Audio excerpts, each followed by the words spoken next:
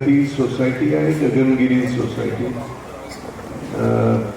तर आज प्रगतीचे अधिकारी आलेले आणि त्यानंतर आधी बैठक झाली, जनरल बॉडी ठराव झाला, त्यानंतर करोना आला आणि मग करोनामध्ये वर्ष 2 वर्ष सगळ्याच गोष्टी अडून राहिल्या. आता करोना नंतर ते हळू सावरून त्यांनी पुन्हा सुरुवात केली आहे. पण त्यांची बऱ्यापैकी वाटचाल झालेली आहे. काही ठिकाणी फिजिबिलिटी झालं आहे, आर्किटेक्टची निवड करण्यासाठी टेंडर्स मागवलेले आहेत, आर्किटेक्टचे काही इंटरव्ह्यू झालेले आहेत. असं वेगवेगळ्या सोसायट्यांचे वेगवेगळे स्टेजला आहेत आणि त्यांना मला भेटायला यायचं होतं आणि ते उवर्णीपर्यंत त्यांनी इथे येऊ नये, त्यांचा खर्च होऊ नये म्हणून मी त्यांना म्हटलं की मी अनायसे इथे आहे, तुम्हाला माझ्याशी काय बोलायचं असेल तर इथे या, तर तेवढं येण्या जाण्यावर वेळ आणि हे खर्च करू नये. माझी सर्व सोसायट्यांना नेहमी विनंती असते. मी 4000 पेक्षा अधिक सोसायट्यांमध्ये गेलो आहे, भाषण केलं आहे आणि एकाही सोसायटीकडून मी एक पैसा ह्या कामाकरता घेत नाही. लोकांना मार्गदर्शन करतो. सोसायटीच्या लोकांना मार्गदर्शन करण्यापासून ते इमारतीचं बांधकाम पूर्ण होईपर्यंत जितक्यांदा माझ्या मदतीची आवश्यकता असते तितक्यांदा मी माझा वेळ देतो आणि त्यांना मदत करतो. मुंबईमध्ये 790 सोसायट्यांनी स्वयंविकासाचा ठराव केलेला आहे. पैकी 20 सोसायट्यांचं बांधकाम पूर्ण झालेलं आहे, लोक राहायला गेली. 40 सोसायट्यांचे प्लॅन मंजूर झाले, म्हणजे IOD-CC आलेले आहेत आणि कुठे 2 मजले कुठे 4 मजले असं बांधकाम चालू आहे. 70 सोसायटींचे अप्रुव्हल झालेले, बिल्डिंग अजून तुटलेली नाही. असे विविध स्टेजला विविध सोसायटी आहेत, त्याच्याविषयी मी सविस्तर आपल्याला माहिती देईन. तात्पर्य असं की माझा आजचा विषय हा स्वयं पुनर्विकास. आता अनेक लोक विचारतात की जिनको मराठी समझ में नहीं आती उनको हिंदी में भी मैं बोल सकता हूँ और मेरे भाषण के बाद में जिनको कुछ समझ में मेरी बात नहीं आई हो वो हिंदी में पूछ सकते हैं. उसका जवाब भी हिंदी में मैं देने के लिए तैयार हूँ. मैं हिंदी बोल सकता हूँ, गुजराती बोल सकता हूँ, उर्दू बोल सकता हूँ, मराठी बोल सकता हूँ, कोंकणी बोल सकता हूँ. तो जो भाषा आपको ठीक लगे वो सारी भाषा में मैं जवाब देने के लिए तैयार हूँ. तो जिनको कोई भी चीज मेरी बात में समझ नहीं आए वो कृपया लिख के रखें और मुझे पूछिए. और मैं नेता नहीं हूँ, मैं कोई जल्दबाजी में आपको भाषण देके भागने वाला नहीं हूँ. मैं सबके सवालों का जवाब एक एक का जवाब दिए बगैर जाऊंगा नहीं. लेकिन मैं 1-1.5 घंटा बोलने वाला हूँ, तो उसके बाद में आप अगर भाषण करेंगे और तो फिर मुझे वापस जाने में दिक्कत होगी. तो आप सवाल पूछिए, सिर्फ संक्षेप में जो मेरे भाषण में जो चीज आपको नहीं समझ में आई वो पूछिए ताकि मैं ठीक से समझा सकूं. फिर से एक बार भाषण मत करिए क्योंकि फिर उसमें समय बर्बाद होता है. ज्यादा से ज्यादा लोगों के सवाल का मुझे जवाब देना है. अगर एक आदमी 10 मिनट ले लिया तो 4 आदमी में मेरा टाइम खत्म हो जाएगा. अगर 50 सेकेंड में 1 मिनट में हर आदमी सवाल पूछेगा तो सबके सवाल का जवाब मिलेगा. तो ये क्या है स्वयं विकास, ये कहाँ हुआ है, ये सक्सेस होता है नहीं होता है, ऐसे बहुत सवाल लोगों के आते हैं. अखबार वाले पेपर वाले भी बोलते हैं कि स्वयं विकास का सेल्फ डेवलपमेंट का father of self development Chandrashekhar Prabhu. गलत बोलते हैं. उनकी जानकारी ना होने की वजह से मुझे सेल्फ डेवलपमेंट का फादर बोलते ब्रेन चाइल्ड इनकी है. मेरी कोई ब्रेन चाइल्ड सेल्फ डेवलपमेंट में नहीं है. मैं सिर्फ लोगों को मार्गदर्शन करता हूं, तो आपकी जानकारी के लिए मैं बोलूं कि पूरे मुंबई में पहली सेल्फ डेवलपमेंट 100 साल से पहले शुरू, 100 साल से पहले 1916 में गिरगांव चौपाटी के पास भवंस कॉलेज है, उसके पास महात्मा गांधी रहते थे एक बिल्डिंग में जिसका नाम मणि भवन है। वो लेबरनम रोड पे है। एक तरफ लेबरनम रोड पे महात्मा गांधी का घर है और दूसरी तरफ उसी लेबरनम रोड में सारस्वत कोऑपरेटिव हाउसिंग सोसाइटी है, जो पूरे मुंबई में पहली सेल्फ डेवलपमेंट की बिल्डिंग। सेल्फ डेवलपमेंट यानी क्या कि लोगों ने खुद मिलके 10-25 लोग इकट्ठा होते हैं, 50 लोग होते हैं, सोचते हैं कि हमको घर नहीं है, घर चाहिए। जो जमीन के मालिक होते हैं उनके पास जाते हैं, उनको पूछते हैं कि ये जमीन हमको बेचेंगे क्या। जमीन के मालिक से जमीन की कीमत का वैल्यूएशन करते हैं, फिर आपस में बैठ के तय करते हैं कि ये जमीन खरीदेंगे तो इतने लोगों को इतना इतना पैसा भरना पड़ता है। तो वो लोगों से पैसा लेके जमीन मालिक को बयाना देके जमीन का एग्रीमेंट करते हैं। एग्रीमेंट करने के बाद में बैंक से या हड़कों से या तत्सम संस्था से कर्जा लेते हैं और जमीन का ओनरशिप लेते हैं, प्लान मंजूर करते हैं और प्लान मंजूर करने के बाद में बिल्डिंग जैसे जैसे शुरू होती है वैसे वैसे अपने मेंबर को घर बना के एक्स्ट्रा कुछ फ्लैट बनते हैं, उसको बेच के अपनी कीमत निकालते हैं। इसको सेल्फ डेवलपमेंट बोलते हैं। ये मैंने नहीं किया। 1916 में मेरा जन्म भी नहीं था और मेरे पिताजी का जन्म भी नहीं था। मेरा पिताजी का जन्म 1921 में मुंबई में ही हुआ, लेकिन 1916 में उनका भी जन्म नहीं हुआ था। मेरी दादी थी, दादा तो बहुत पहले चले गए, मेरी दादी थी, उनका जन्म हुआ। मैं तो 5 पीढ़ी से मुंबईकर है हम लोग, तो पुरानी फैमिली है, तो मेरी दादी का जन्म जरूर हुआ होगा। पिताजी का भी जन्म भी नहीं हुआ था, माँ का भी जन्म नहीं हुआ था जब से सेल्फ डेवलपमेंट मुंबई में चालू है। सेल्फ डेवलपमेंट मतलब जो मेंबर है वो बिल्डिंग खुद बनाते हैं, आर्किटेक्ट को लेकर जमीन खरीदते हैं। जमीन खरीदने का पहला जो भी कॉस्ट है वो पहले इंस्टॉलमेंट खुद बोलते हैं। ये सेल्फ डेवलपमेंट की मैं बात कर रहा हूं, सेल्फ रीडेवलपमेंट की नहीं बात कर रहा हूं। सेल्फ डेवलपमेंट और सेल्फ रीडेवलपमेंट में फर्क है, वो मैं आपको समझाऊंगा।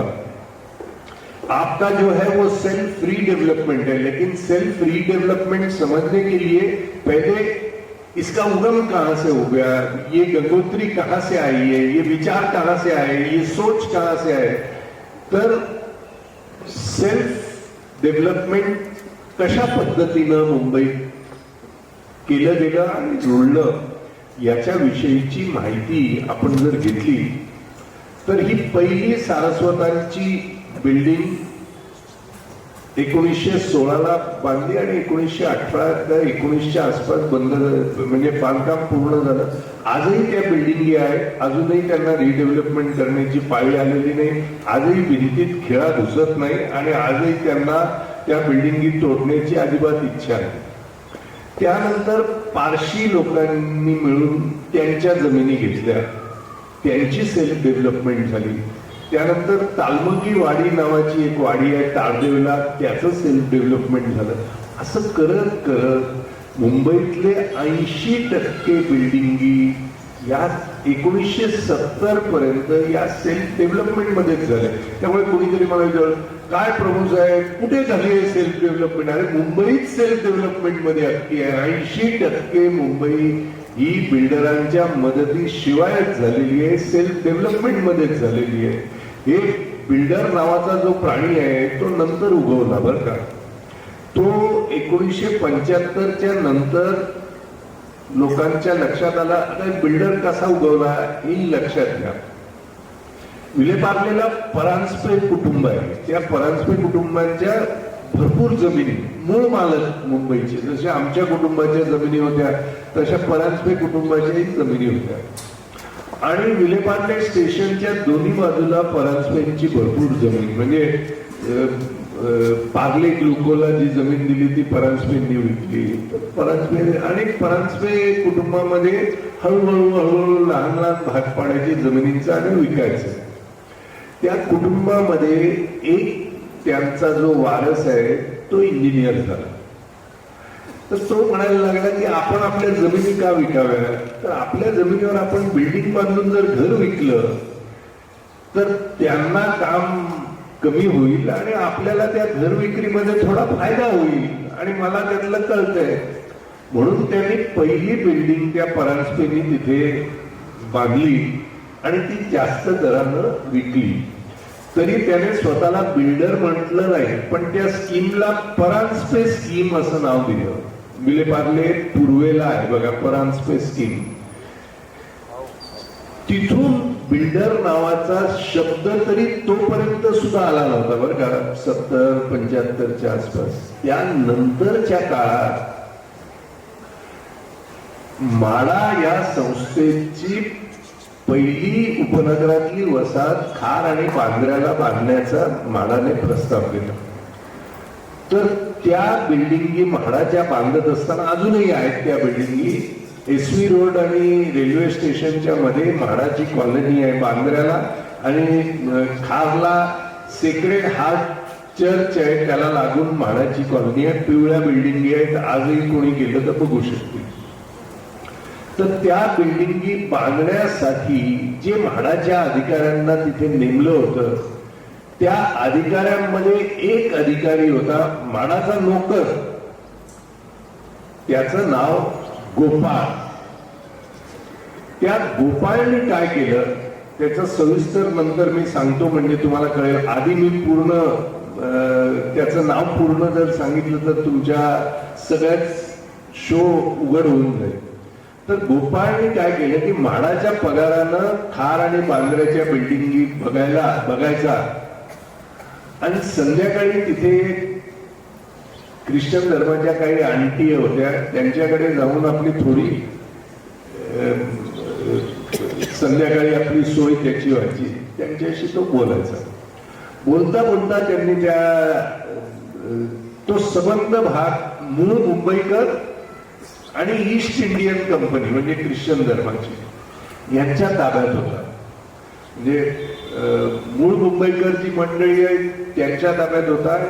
तर यांच्याकडे गेल्यावर त्यांनी सांगायचं की बाबा तुमचं घर आता पडायला लागलेलं आहे, त्यापेक्षा इथे मी बिल्डिंग बांधेन, तुम्हाला 1, 2, 3 काय जे फ्लॅट पाहिजे ते देईन आणि उरलेले मी विकेन आणि माझा खर्च काढेन. तर पहिली बिल्डिंग ही त्याला बांद्र्याला मिळाली आणि नंतर दुसरी झाली, तिसरी झाली, चौथी झाली आणि बांद्रा खार सांताक्रूज विभाग हा संबंध त्या गोपाळनी कब्जा केला.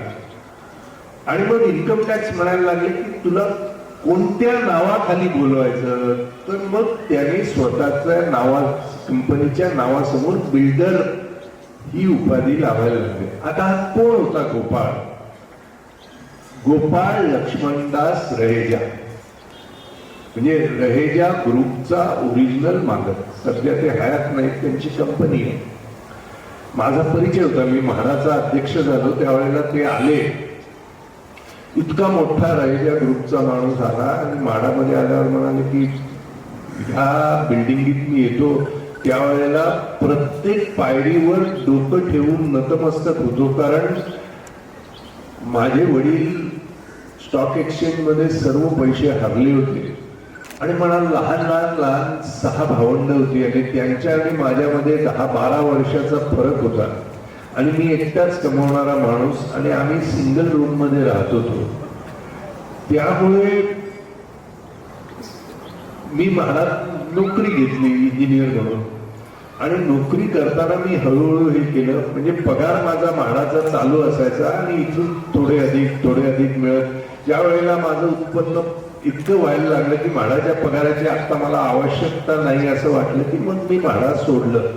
पण मला जर नसती, सरकारी नोकरी जर माझी नसती, तर माझं इतकं मोठं साम्राज्य आज उभं राहिलं नसतं.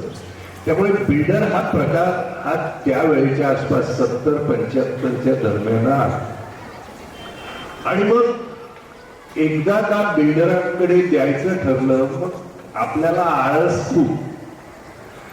इन्स्टंट कॉफी, इन्स्टंट चहा, इन्स्टंट नूडल, तसं इन्स्टंट घर देऊन टाका बाबा, तो बांधून देईल, आपण घ्यायचं, आपण काय करायचं नाही.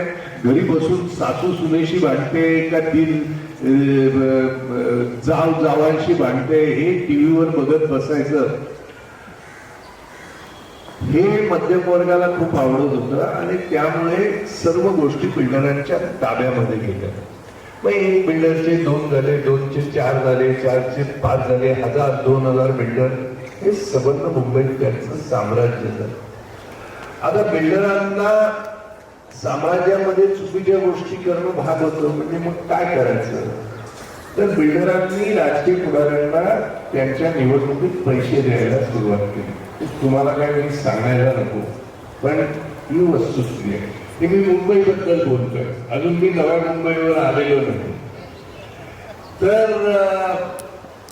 माझा म्हणजे प्रत्येक बिल्डर असेल त्यांनी इतके पैसे आणून याला द्यायचे, मग तू तुझा धंदा कर, माझं प्रोटेक्शन. मग त्याला तुम्ही खंडणी म्हणा किंवा वाटमारी म्हणा किंवा लूट म्हणा किंवा काय, पण एवढे मला पैसे द्यायचे. हे पुढाऱ्यांनी ठरवलं, मग बिल्डर त्याचे पैसे द्यायचे. मग काही दिवसानंतर बिल्डर म्हणायला लागला की हे पर्सेंटेज तर ठेवलं, पण पर्सेंटेज मध्ये चेक पेमेंट होते, कॅशचं काय. म्हणून मग बिल्डरच स्वतः, पुढारीच स्वतः बिल्डर झाले. म्हणजे नावाला कोणतरी तोत्या माणूस. आता बघा निवडणुकीत आपण मुखवटे लावतो ना कोणत्या ना कोणत्या नेत्याचे, तसे मुखवटा बिल्डरचा, मागे पुढारी असे. हे मी जे सांगतोय ते अनुभवातून सांगतोय आणि तुम्हाला याविषयी प्रत्यक्ष अनुभव आलेला आहे प्रत्येकाला, आणि मी सांगण्याची काही गरज नाही. त्यामुळे हे पुढारी बिल्डर झाले. आणि मग बिल्डरांनी विचार केला, त्याला आमच्या पोटावर लात आहे, म्हणून मग बिल्डरांनी वेगवेगळ्या पक्षामध्ये प्रवेश करून बिल्डर पुढारी झाले.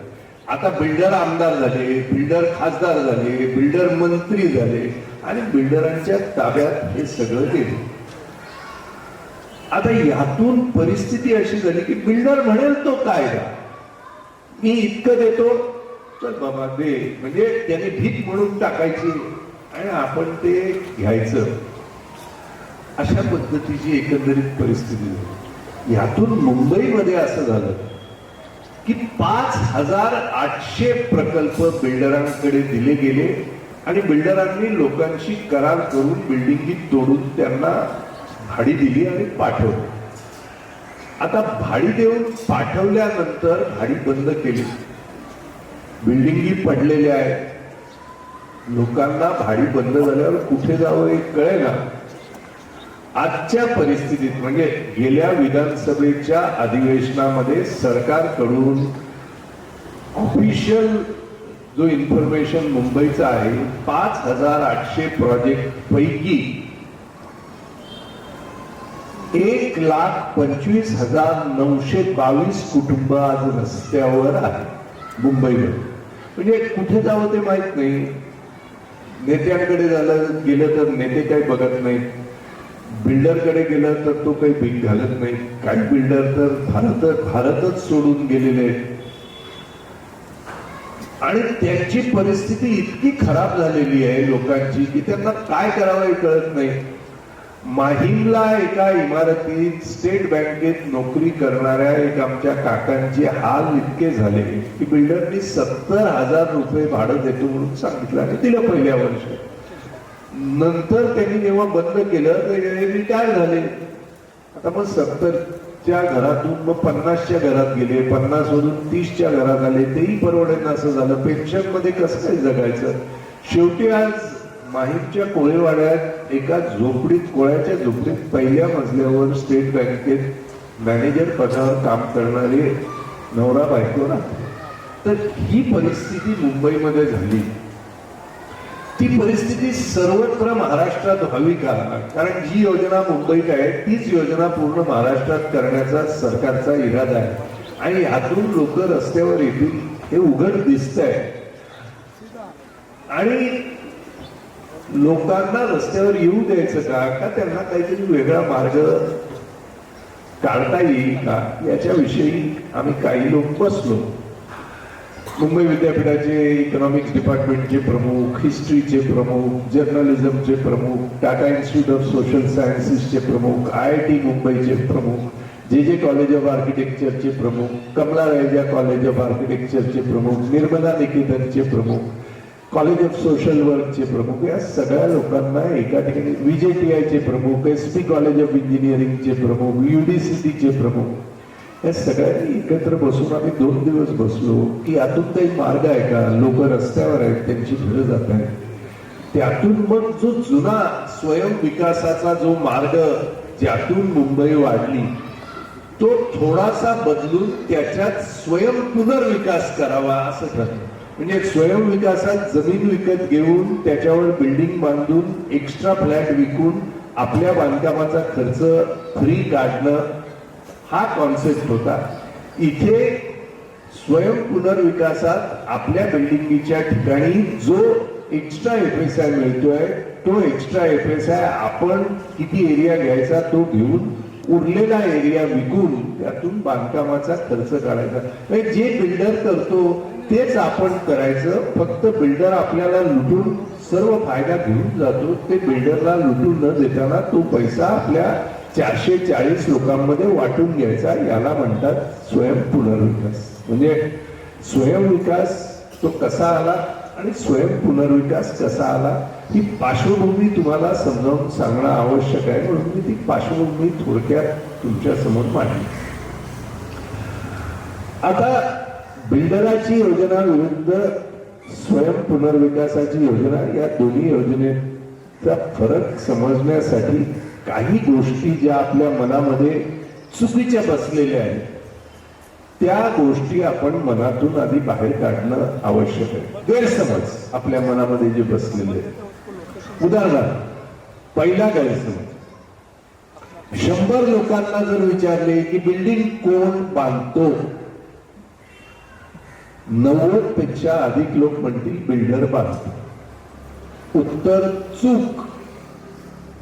फेल तुम्ही. ज्यांनी बिल्डर बांधतो असं उत्तर दिलं ते फेल. कोणताच बिल्डर बिल्डिंग बांधत नाही. रहेजा बांधत नाही, रिजवी बांधत नाही, हिरानंदांनी बांधत नाही. कोणताच बिल्डर बिल्डिंग बांधत नाही. जो बिल्डिंग बांधणारा प्राणी असतो त्याला कॉन्ट्रॅक्टर म्हणतात, ठेकेदार म्हणतात. ठेकेदार बिल्डिंग बांधतो, बिल्डर ठेकेदाराकरवी बिल्डिंग बांधून घेतो. ज्याला आपण असं समजतो की हा बिल्डिंग हे बांधतोय तो स्वतः नाही बांधत, तो कोणाकडून करून देतो.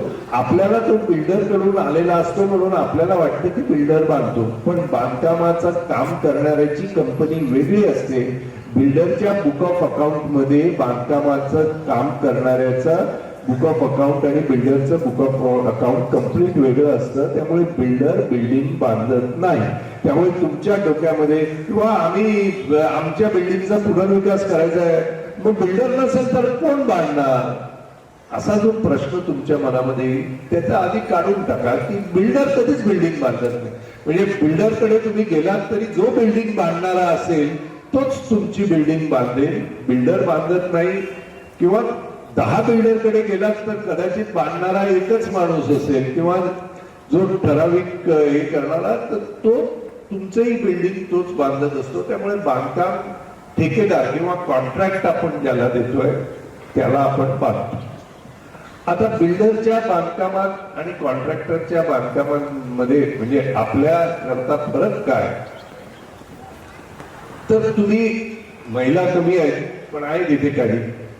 ताई सांगा की बल्ब विकत घ्यायला गेलात की काय विचारता? मिक्सर ग्राइंडर विकत घ्यायला गेलात की काय विचारता? इस्त्री विकत घ्यायला गेलात की काय विचारता, वॉशिंग मशीन विकत घ्यायला गेलात की काय विचारता, कितने साल का गॅरंटी आहे विचारता, बरोबर. बिल्डरकडे नव्या मुंबईत इतक्या लोकांनी करार केले, कोणी बिल्डरकडे विचारलं का की या बिल्डिंगची किती वर्षाची गॅरंटी आहे. आणि कसं विचारणार, तो मोठा माणूस आहे, म्हणजे मोठा माणूस आहे तो आपल्याला उल्लू बनवायला त्याला लायसन्स मिळालेलं आहे. म्हणजे मर्सिडीजच्या गाडीत आला की आपल्याला लुटून तो जाऊ शकतो, मग त्याला आपण प्रश्न नाही विचारणार. रस्त्यातला आपला शेजारी असेल त्याला तुला काय कळतंय, पण बिल्डरला कोण विचारणार नाही, कारण तो मोठा, म्हणजे पैसेवाला जो असेल तो आपल्याला लुटू शकतो. ही पूर्ण आपल्या मनामध्ये एक समज पक्का झालेला आहे की पैसेवाला असला की त्याला प्रश्न विचारायचे नाही, कारण त्याच्याकडे पैसे आहे आणि तो आपल्याला लुटू शकतो. त्यामुळे बिल्डर बिल्डिंग बांधत नाही हा एक गैरसमज तुम्ही डोक्यातून काढून टाका.